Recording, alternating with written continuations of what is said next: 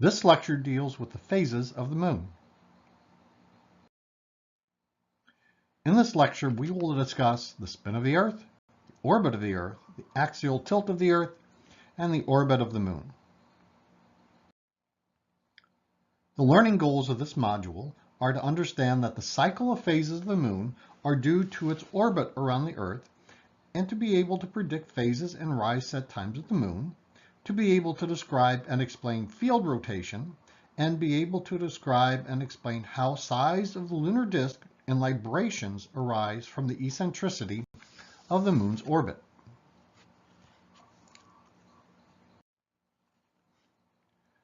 The width of your little finger at arm's length is about 1 degree. The moon is about half a degree in the sky. It is a large object in the sky.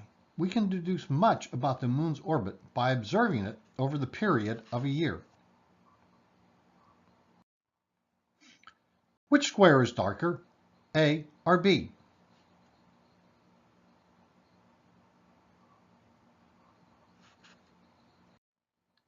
Squares A and B are the same shade of gray, yet appear to have different brightnesses because B is seen as being in shadow. When the rest of the image is blanked out, it is clear A and B have the same shade. The elements of vision are listed here with the most important, contrast and brightness, being the top. Note the way our vision system can deceive us when it comes to interpreting brightness. The squares A and B appear to have different brightnesses because B is seen as being in the shadow. When making visual observations, it is important to remember that our vision system is not infallible. Some psychological issues interfere with our vision system.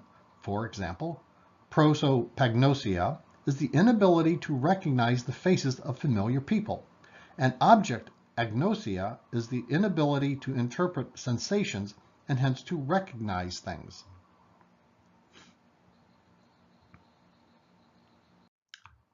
As far back as the 4th century BC, Aristotle noted the apparent hugeness of the horizon-hugging moon compared to it viewed overhead. Back then, it was attributed to magnification by the atmosphere, but now we know the moon illusion is all in our head. The moon illusion is an optical illusion which causes the moon to appear larger near the horizon than it does higher up in the sky. The explanation is still debated, but it is generally believed that to be one of context and psychological biases. The Ponzo illusion is a geometrical optical illusion that was first demonstrated by the Italian psychologist Mario Ponzo in 1911. He suggested that the human mind judges an object's size based on its background. He showed this by drawing two identical lines across a pair of converging lines, similar to railroad tracks. The upper line looks longer because we interpret the converging sides according to linear perspective, as parallel lines receding into the distance. In this context, we interpret the upper line as though it were farther away, so we see it as longer. A farther object would have to be longer than a nearer one for both to produce retinal images of the same size. Here we perceive the moon size has to do with how far away we think it is based on what's around it. Most of us see the top moon seemingly located in the distance based upon the convergence of the railroad tracks as larger than the bottom moon, yet they're identical. In a moonrise, it's thought that the distant trees, buildings, and landscape features play the role of converging lines. It is also important to remember physical reasons for changes in apparent size and brightness of an object. These include the distance to the object, the absolute brightness or luminosity of the object, intervening media, and the wavelength region being observed. Through observations of the moon, its orbit can be determined. First, let's summarize what we observed. On Blackboard is another video from NASA. It is 1 year of the moon in 2.5 minutes. If you've not already watched it, Pause the video and watch the video before continuing. It shows the moon over the course of a year going through its phases. If you've already watched it, you may want to rewatch it and keep note of the changes you see as the moon goes through the course of a year. We always see the same face of the moon. We never see the backside. Now let's look at the moon over a course of a month, every 3 days. The phases of the moon are predictable. The same pattern of phases occurs between successive full moons. As we saw, full moons are about every 28 days. Full moons are not all the same size in the sky. The lunar disk is larger in some months compared to others. Librations allows the near side of the moon to seen from slightly different angles at different times, producing an overall view of the lunar surface that adds up over time to 59% of the total. It was first noted by the Polish astronomer Johannes Hevelius.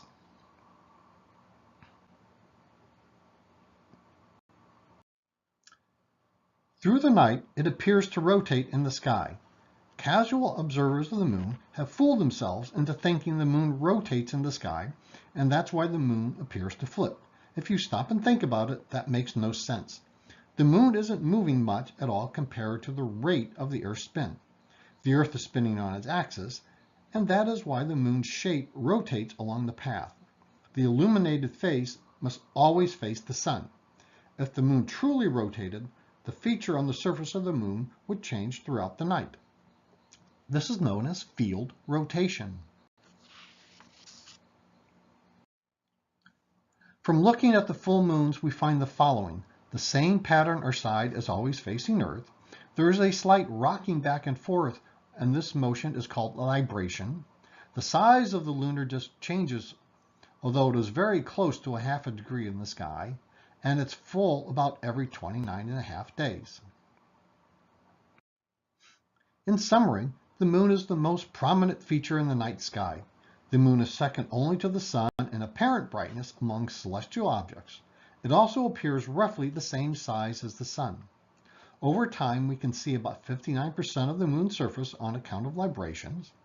Over time, we see a very predictable sequence of changing phases of the moon. We can observe the moon's changing angular size, and the phases of the moon undergoes field rotations. The learning goals of this section are to be able to explain the change in the size of the lunar disk, the librations, and the phases. Then we'll apply what we've learned to be able to predict the moon's phases and where and when we see the moon in the sky. The moon's orbit is not circular. It has an eccentricity of over 0.05. This explains the apparent size change throughout the lunar month. When it is farthest from the Earth, as it is at apogee point, it appears smaller in the sky than when it is closest to the Earth at its perigee. The moon rotates once on its axis as it orbits the Earth. This is because it is tidally locked. The rotation of the moon is uniform, but its orbital speed changes, faster at perigee and slower at apogee. Because of the differences in speed, the moon appears to rock back and forth, causing its east-west librations. With the librations, about 59% of the moon's surface is visible from Earth.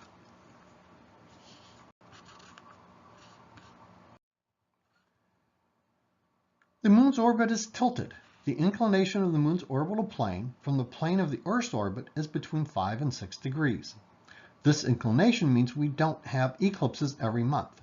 It also means that we can see more of the northern part of the moon sometimes and more of the southern part of the moon other times. Hence the north-south librations. Have you ever considered what the moon's orbit around the Earth while the Earth orbits the sun looks like? Draw a sketch of the entire year of Earth's orbit and the moon's orbit around the Earth. Remember that there are about 12 full moons in a year. Pause the video and make a quick sketch, and then we'll continue.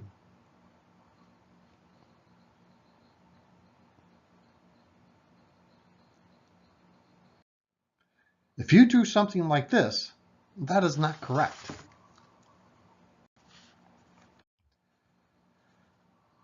Here is a sketch, not to scale, of the Earth's orbit in green to the Moon's orbit in purple. Each pie-shaped wedge is about 1 week. The Earth moves about 7 degrees in its orbit every week. That is just over 18 million kilometers. The Moon goes about the Earth about 12 degrees per day. In a week, it has moved only about 600,000 kilometers. To scale, both orbits would appear to be very smooth and nearly circular.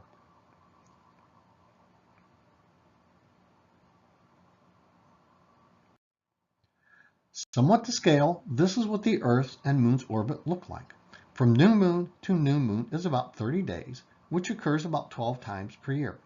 The cycle of new moon to new moon subtends about 30 degrees of the 360 degrees of the Earth's orbit around the Sun. During half of the orbit, from third quarter moon to first quarter moon, the Moon is going just a little slower than the Earth about the Sun. During the other half, first quarter to third quarter, the Moon is going just a little faster than the Earth.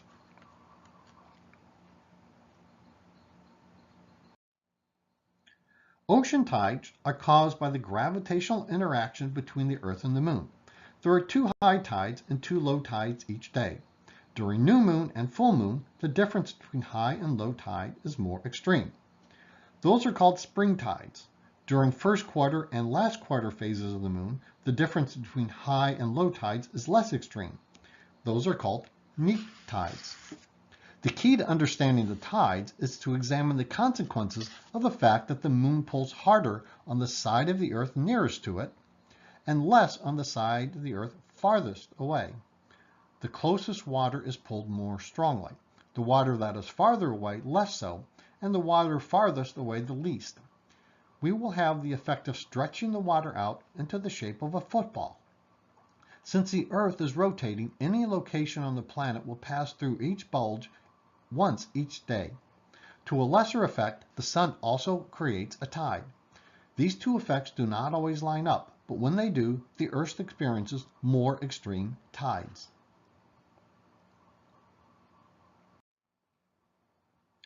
The Moon spins on its axis once per orbit around Earth. This is called synchronous rotation. The tidal friction created by the stretching and squeezing of the Earth has another effect. Synchronous rotation is a natural consequence of tidal friction. The Moon has tidal bulges similar to those on Earth. It is thought that the Moon once rotated much faster than it does today. The friction created by the stretching and squeezing of the Moon caused the Moon's rate of rotation to slow down until its rotational period was the same as its orbital period. At this point, there is no more tidal friction. The rate of rotation stabilizes and the Moon is locked in synchronous rotation with Earth.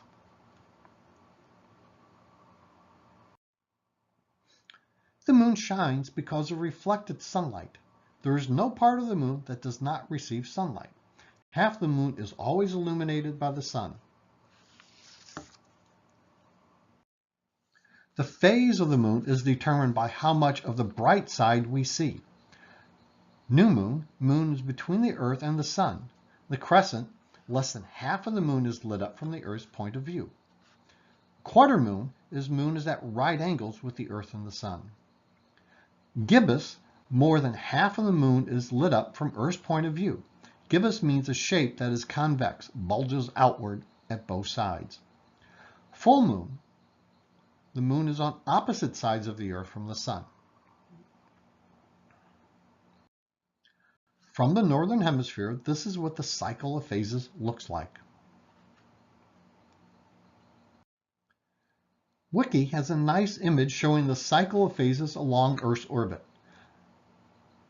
Note the positions of the Moon relative to the Earth during each of the phases.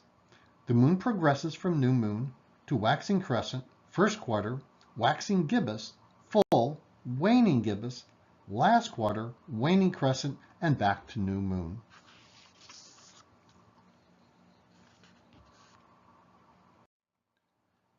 Here's a question.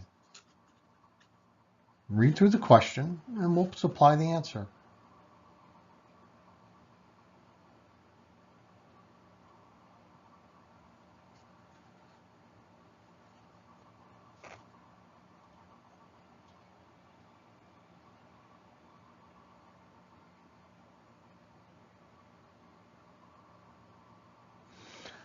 All right, ready for an answer?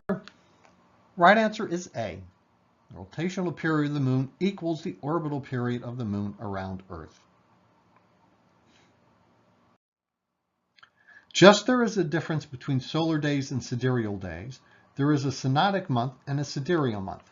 The synodic month, the moon takes 29.5 days to return to the same position into the sky relative to the sun. Full moon to full moon, for example.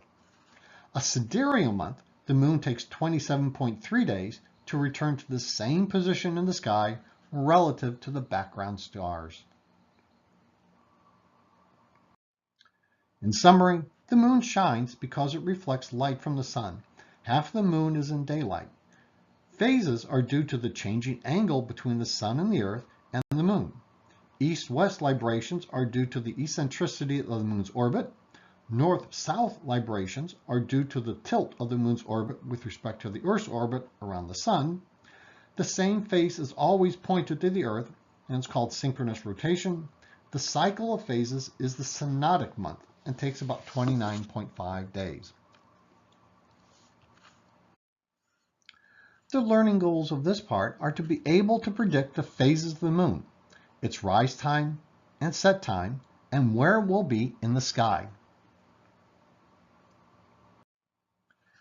At any time, half of the Earth is illuminated by the sun, and half of the Earth is in shadow. The Earth orbits the sun in a counterclockwise direction as seen from the North Pole. The Earth spins on its axis. Every 24 hours, the Earth has the same location facing the sun. This is a solar day. The Earth spins counterclockwise as seen from the north. It spins toward the east.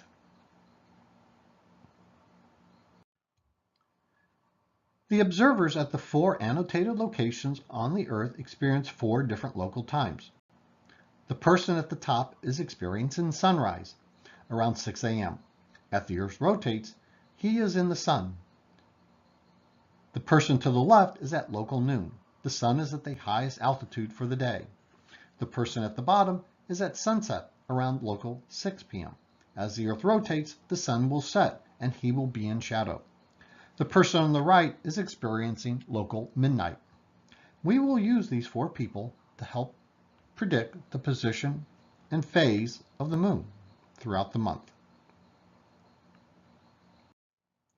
The moon orbits the Earth in a counterclockwise direction as seen from the north.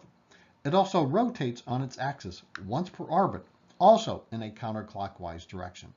Thus the same side of the moon is facing Earth at all times. On average, it takes 29.5 days for the moon to cycle from new moon to new moon.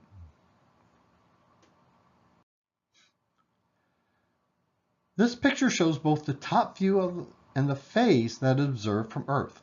New moon is when the moon and the sun are very close in the sky. It is so bright we don't see the new moon. The moon is said to be 0 days old.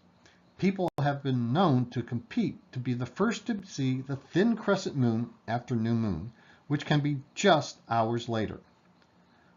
But about 4 days later, we can very easily find the waxing crescent moon in the sky. When the moon is about 7 days old, it is first quarter moon. At 10 days, it is waxing gibbous moon. At 14 days, it is a full moon. At 18 days, it is a waning gibbous moon. At 22 days, it is a third quarter moon. At 26 days old, it is a waning crescent moon. And at about 29.5 days later, it is once again a new moon.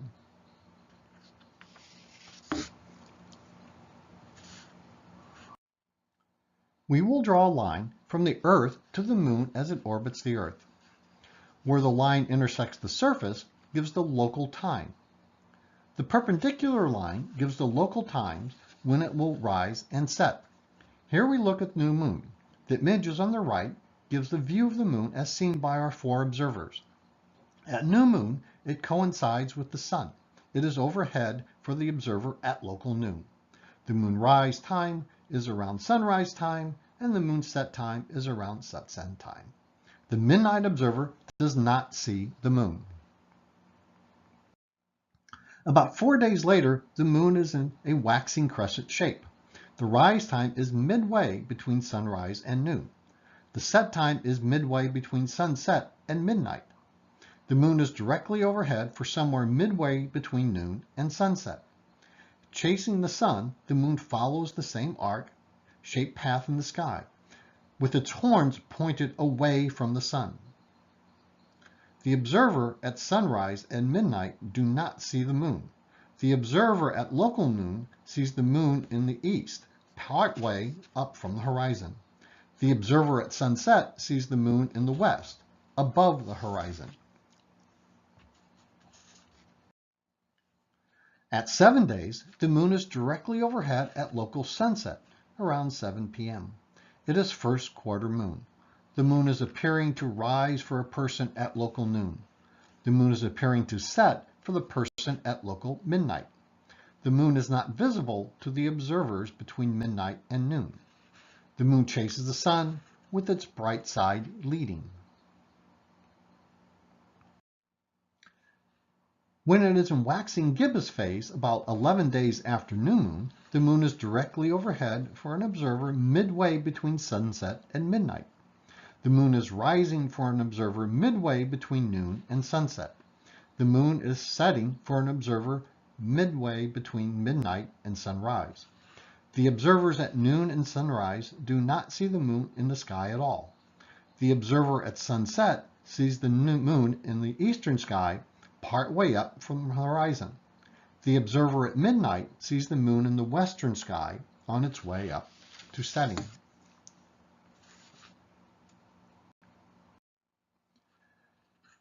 At full moon, the moon is overhead for a person at local midnight, but not visible for a person at local noon. At sunrise, the full moon is setting on the western horizon and the sun is rising on the eastern horizon. The full moon is rising on the eastern horizon when the sun is setting on the western horizon. Around 18.5 days old, the moon is visible directly overhead to an observer midway between midnight and sunrise. The observer at sunrise sees the moon above the horizon in the west. The observer at midnight sees the moon above the horizon in the east. The observers at noon and sunset do not see the moon. At third quarter moon, the moon rises at local midnight and sets at local noon. The moon is directly overhead for an observer at sunrise. The observer at sunset does not see the moon. At 25 to 26 days, the moon is a waning crescent shape and directly overhead for an observer between sunrise and noon. The observer at sunrise sees the moon in the east leading the sun in its path across the sky with its horns pointing away from the sun and toward the west. The observer at noon sees the moon still leading the sun, but now to the west and still above the horizon. Observers at sunset and midnight do not see the moon.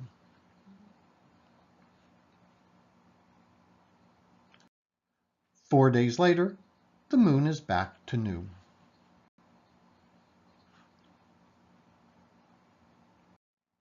In conclusion, the cycle of moon phases is predictable. It's a matter of simple geometry to figure out when and where the moon can be seen. Use the interactives in this learning module to further study and explore the moon's phases.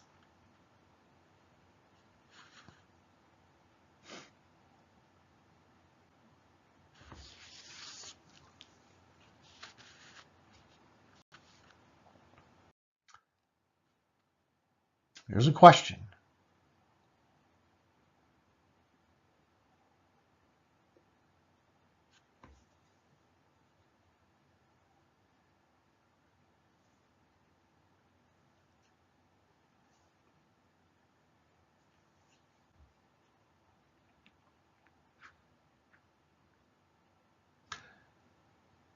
Hopefully everybody said D, waxing.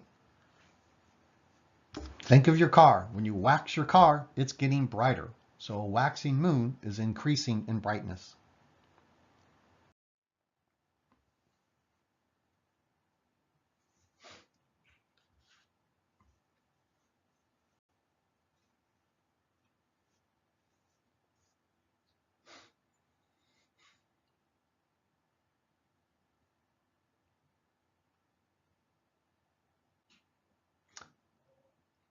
And the answer is C, full. Waxing gibbous, the moon's getting brighter. Gibbous is larger than the first quarter moon, so the next phase is full. Another question?